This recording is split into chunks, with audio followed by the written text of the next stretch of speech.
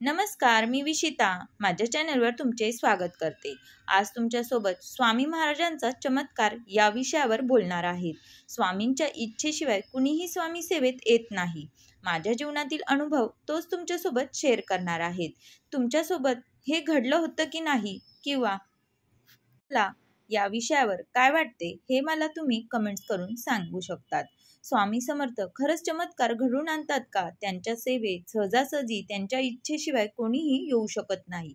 स्वामीच आपल्याकडून सेवा करून घेण्याकरता त्यांच्या सेवेत आपल्याला रुजू करतात। स्वामींचा माझ्या जीवनात घडलेला चमत्कार आज तुमच्यासोबत शेअर करत आहे। तर तुम्हाला काय वाटते? स्वामींच्या सेवेत जे कोणी येतं तेही एक खूप मोठा चमत्कारच असतो, कारण सहजासहजी कोणीही स्वामींच्या सेवेत येत नाही, आपल्याकडून हे घडून आणतात। मी तुम्हाला माझ्या जीवनात अनुभव सांगणार आहे की मी स्वामींच्या सेवेत कशी आली।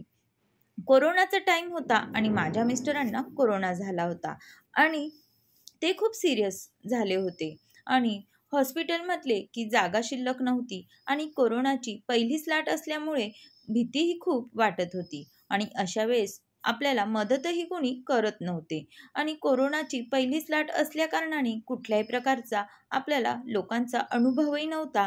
त्यामुळे आम्ही ज्यावेळेस आमचा रिपोर्ट हा पॉझिटिव्ह आला त्यावेळेस खूपच घाबरून गेलो। आता अशा वेळेस काय करायचे हे काही सुचत नव्हते आणि आम्ही मुंबई शहरात राहतो आणि आमचे सर्व रिलेटिव्ह हे नाशिक शहरात होते। मुंबई शहरात कोणीच रिलेटिव्ह नव्हते आणि शेजार पाजारही कोरोनाचं नाव काढलं का घाबरत होते आणि मदत करण्यासाठी कोणीही येत नव्हते। तर मग अशा वेळेस आम्ही गावी जाण्याचा डिसिजन घेतला आणि आम्ही नाशिकला निघून गेलो। हेल्प करणारे रिलेटिव्स भरपूर होते, त्यामुळे आम्ही तिथे निश्चिंत होतो। माझा मुलगा 5 वर्षाचा होता आणि मुलगी 12 वर्षाची। तेव्हा त्यांना आम्ही माझ्या माहेरी ठेवण्याचा निर्णय घेतला आणि आम्ही दोघं सासरी गेलो। त्यानंतर त्या ठिकाणी माझे सासू सासरे होते, त्यांना आम्ही दुसरीकडे राहण्याकरता पाठवून दिले।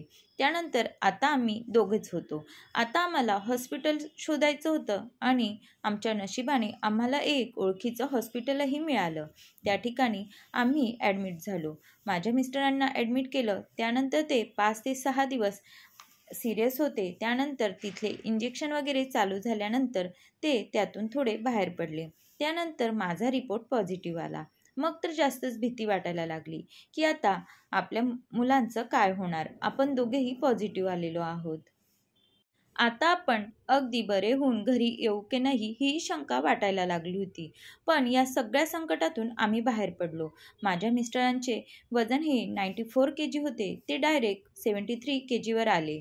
ते इतके बारीक झाले होते की माझी सासूबाईंना ते बिलकुलही बघवत नव्हतं आणि त्यावेळेस ते दुसऱ्याही आजारी पडले। त्यांना पित्ताशयाचा डॉक्टरांनी खडा सांगितला आणि अशा वेळेस तोही दवाखाना चालू झाला। तर माझ्या सासूबाईंनी ब्राह्मणाकडे जाण्याचा निर्णय घेतला आणि काय आहे काय नाही हे बघण्याकरता ते ब्राह्मणाकडे गेलेत। आणि तुम्हाला माहीतच आहे, जुने लोक म्हटले की त्यांचा ब्राह्मणांवर खूप विश्वास असे।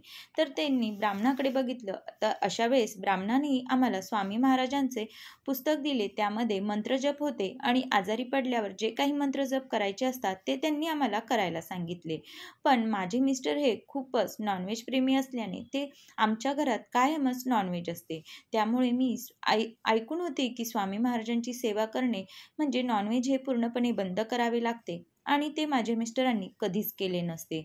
त्यामुळे मी स्वामी महाराजांचं जे काही पुस्तक आमच्याकडे आलेलं होतं ते मी तसंच कपाटात ठेवून दिलं आणि मी कुठल्याही प्रकारचं ज्याप्रमाणे ब्राह्मणांनी स्तोत्र वगैरे पठण करण्यास सांगितलं होतं ते केलं नाही। भीतीपोटी मला ती इच्छाच झाली नाही की आपण जर नॉनव्हेज खाल्लं आणि स्वामी महाराजांची सेवा केली तर आपल्या आयुष्यात अजून काही विचित्र घडू शकते, म्हणून मी ते पुस्तक कपाटात ठेवून दिले।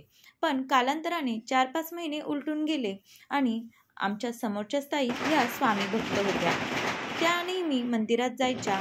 एक वेळ अचानक त्या मला म्हटल्या की स्वामींच्या मंदिरात चाललेली आहे, तू येतेस का? तर मलाही जावेसे वाटले। म्हटलं चला बघूयात की तिथे कशा प्रकारे पूजा अर्चा केली जाते आणि कशा प्रकारचे नियम आहेत, म्हणून मी त्यांच्यासोबत गेली। आणि मला तिथे जाऊन इतकं छान वाटलं की मला लगेच स्वामी सेवा करण्याची इच्छा प्रवृत्त झाली. आणि मी त्या ताईंकडून सगळी माहिती घेतली की नॉनव्हेज खाल्लेलं चालतं का, की कधी पूजापाठ कशी करायची असते, मंत्रजप कसे करायचे असतात, ही सगळी माहिती घेतली. त्यानंतर महिन्यातच मी स्वामींचे 11 गुरुवार करण्याचा निर्णय घेतला. म्हणजे त्या ताईंनीही कधी 11 गुरुवार केले नव्हते. ते स्वामी भक्त होते, पण त्या बोलल्या की मी आजपर्यंत 11 गुरुवार केलेले नाहीत, मला याविषयी बिलकुलही माहिती नाही. तर मी यूट्यूबला सर्च करून 11 गुरुवारविषयी माहिती घेतली आणि स्वामींचे 11 गुरुवार केले. आणि तसतसं माझ्या आयुष्यात सगळं चांगलंच घडत गेलं. आता मी माझ्या देवाऱ्यातही स्वामी महाराजांचा फोटो ठेवलेला आहे.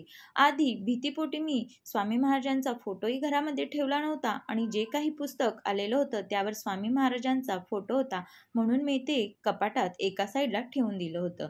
कारण की आमच्या घरात नॉनव्हेज केलं जातं आणि माझे मिस्टर हे बिलकुलही देवभक्ती करणारे नाही. ते फक्त देवासमोर हात जोडतात आणि अगरबत्ती लावतात. त्यांना कुठल्याही प्रकारचे श्लोक वगैरे येत नाही. त्यामुळे मला ही थोडी भीतीच वाटत होती की माझ्याकडून जर काही स्वामींची सेवा करण्यास चुकी झाली तर त्याचा परिणाम हा विचित्र घडू नये, म्हणून मीही घाबरत होते. पण ज्यावेळेस मी स्वामींच्या मठात गेली आणि मला जो काही अनुभव आला आणि मी त्यातून जे काही 11 गुरुवारचे व्रत केले त्यातूनही मला बराच माझ्या आयुष्यात चमत्कार घडले, तेही मी तुमच्यासोबत लवकरच शेअर करणार आहे. तर तुम्हाला काय वाटते की स्वामींची सेवा करणं हे सहजासहजी स्वामी महाराज कुणाकडूनही करून घेत नसतात, स्वामींच्या इच्छेशिवाय कुणीही स्वामी सेवेत येत नाही, हे खरं आहे का नाही, हे तुम्हीही मला कमेंट्स करून सांगू शकतात. कारण वेळोवेळी स्वामी महाराज मला प्रचिती देत असतात आणि माझ्या जीवनात जे काही घडत असतं त्याचं मला चमत्कार हा घडत असतो. आणि माझी कुठलीही इच्छा मी स्वामींसमोर प्रकट केली की ती माझी लवकरच पूर्ण होत असते. तर तुम्हाला तुमच्या जीवनात स्वामींविषयी आलेला अनुभव माझ्यासोबत नक्कीच शेअर करा.